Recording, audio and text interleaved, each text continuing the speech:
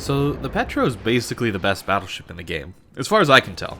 I haven't really played this ship very much when it released, mainly because I just didn't find it that interesting.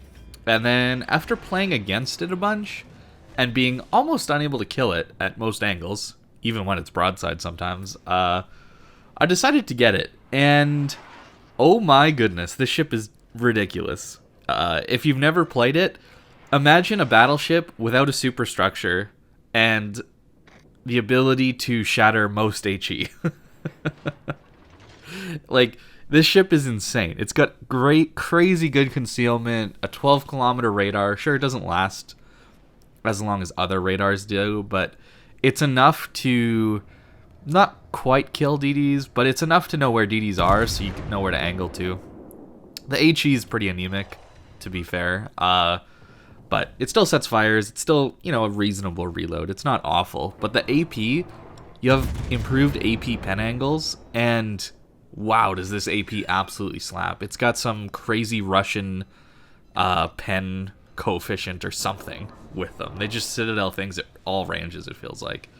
And the biggest thing about this ship is just your ability to push up to weird locations and stay alive for basically the whole game. So this game is 4 minutes in, and look at where I am on the map. I spawned somewhere in the middle on the other side of the map. I just walked through to nearly the enemy's spawn. Not intelligently using islands, of course, but it's kind of incredible that a position like this can be held by a Petro. A battleship would not make it to this position, I don't think, and would likely be killed or torped out or something. But we have radar, so we can just torture the DDs. They never want to get close enough to us to radar or even just get into a smoke and start spamming. It's glorious, this ship. Honestly, I wish battleships felt like this.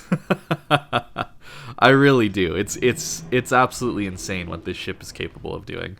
I think that for a cruiser, it's probably a little bit too much, but it really gives you an idea of how tanky some ships could be if there was no superstructure. You can see how little superstructure there is on this ship, and it's glorious, man. If battleships were like that, amazing. As another note, destroyers still take full pens from your AP because, well, you have smaller than 380 millimeter guns, so you get full pens, which is amazing. Here comes the AP with its improved pen angles. You just kind of smash everything. It's ridiculous. People have to perfectly angle to you, otherwise you're gonna get some pen damage. It's crazy. Even at, like, what is he at 16-degree angle? We still got 2 full pens on a 16-degree angled Des Moines like that. Like, that's crazy. Sure, we bounced some, but like the angles you have to take against this ship are just ridiculous. I really believe that. It doesn't have the best DPM, but when somebody's kited away like this, and a Des Moines has some pretty fearsome DPM, well, he can't get all of his turrets off, because if he does, we're just gonna Citadel him. The other nice thing is the maneuverability. It accelerates and deaccelerates pretty quickly, or brakes pretty quickly. So it's actually not too difficult to dodge battleship shells. And you can actually put yourself into crossfires and be okay because you just juke shells. It's kind of ridiculous what this ship is capable of doing. I don't know. I haven't felt this tanky and powerful in a battleship in a long time, man. Like, usually it's like, all right, they're just going to farm out my superstructure for all my health, and I'm going to die if I push in. Whereas this thing, it's, nope, I feel perfectly confident to just push out here in between a Vermont and a Kremlin with a destroyer hanging around as well. Oh, and by the way, a Stalingrad shooting me from the sea cap, right? I just feel confident enough to just do this, right? It's insane. It's a really fun ship to play because of that. I just think that maybe on a cruiser, it's a little bit too much to give a cruiser this level of armor. So, yeah. It makes me wish my battleships were capable of tanking this well. But to play against it, essentially, if you're a battleship, there's not much you can do if he's angled. When he's broadside, I mean, he still has like 300 millimeters of citadel protection that's spaced armor. So if he's slightly angled, you have to do 2 auto bounce checks, not just 1 to citadel him. And he's thin enough that if you're at close range, sometimes you'll just overpen straight through him, which is crazy. And HE won't do much because, well, you're Battleship HE, and it's got not amazing dispersion unless you're a Thunderer. So you're left with trying to either hit the superstructure with some AP, which, you know, does a reasonable job here, or you're left with trying to snipe out the upper bow because that's only 25 millimeters. That's kind of your options against this ship. And the whole while, you know, he's pumping out massive AP volleys into you every 11 seconds with his improved pen angles. You know, it's not like the most dangerous ship at longer ranges, but I mean, you give it close range, or, you know, some cruisers with their big citadels, like it kind of slaps people. And this Kremlin's healing now, right? So we have what, 18k to go through on top of his remaining health, with the heal, and we're stuck between a Vermont, Stalingrad, and a Kremlin. And we're just kind of out here in the open, just doing our thing. I can't believe this ship is capable of this. It's insane. We're basically broadside onto a Stalingrad.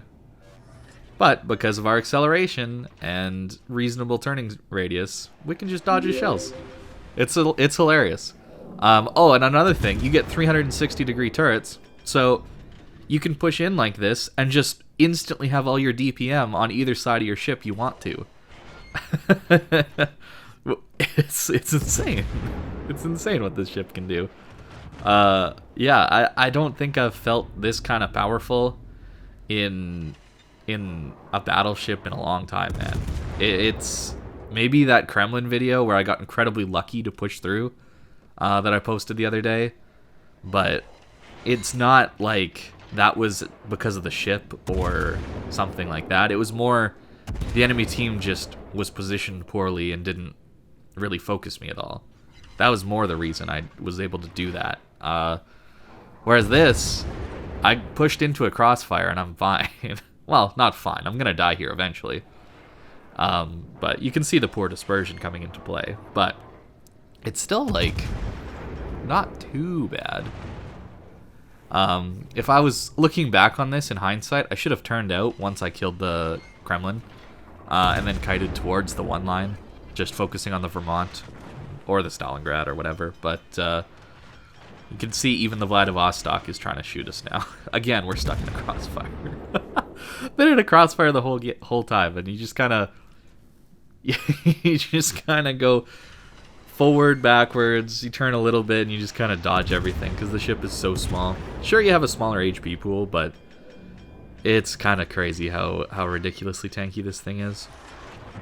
Even, you know, a Vermont full salvo barely does any damage to us. I think we end up dying here to a couple fires that the Stalingrad gets, which is unfortunate, but I mean, into a broadside Vermont, you're gonna have a tough time missing that. You know, 6,500 damage. The AP is disgusting out of this ship. The DPM out of the AP is pretty insane. So as long as you're catching people broadside, like 7,500, you know, like, the AP just chunks people. And there we go. We die. Finally. After 161k and 2.5 million potential damage.